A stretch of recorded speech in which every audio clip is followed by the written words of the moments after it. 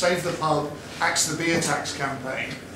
It's absolutely crucial in terms of the current state of the economy that people should recognise the need to actually save the pub. We're losing far too many pubs across the country.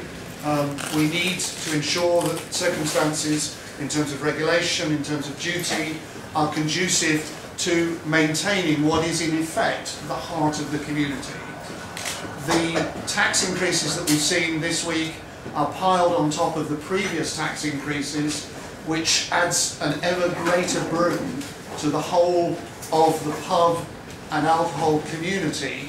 And what we want to do is ensure that going forward we have a long-term, vibrant pub in every community throughout the country, wherever they may happen to be, so that they're the centre of life where people can meet and, above all, drink responsibly. Can I now hand over to Mike Benner from Canberra?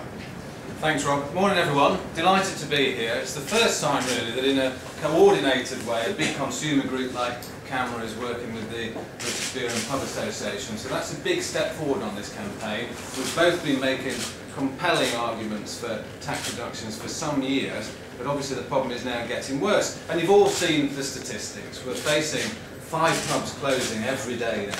That means while we're here this morning, at least one pub is going to close its doors permanently somewhere in the UK. And that has the potential to knock the heart out of that community. A big problem.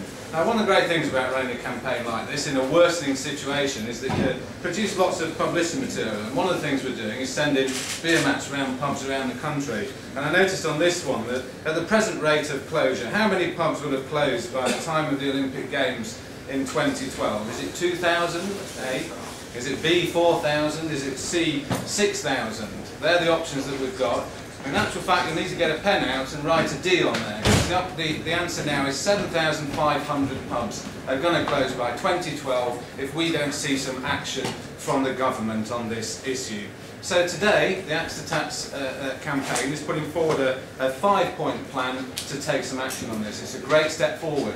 What I like about this is finally we've got the mechanism, you'll see it up there on the screen there, a website so that we can engage consumers around the country. We can engage 15 million beer drinkers to finally get their voices heard on this issue. We know people don't like high beer tax, we're giving them a chance to actually do something about it, sign up to the campaign and make their voices heard. So thanks very much for coming along today, it's a momentous occasion.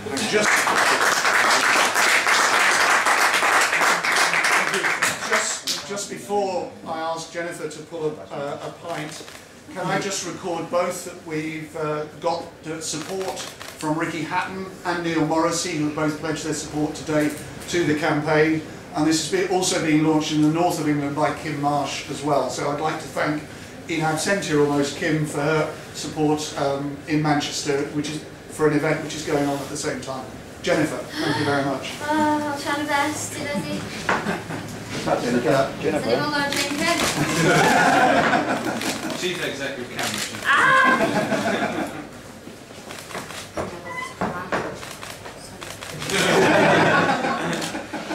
Hold her up.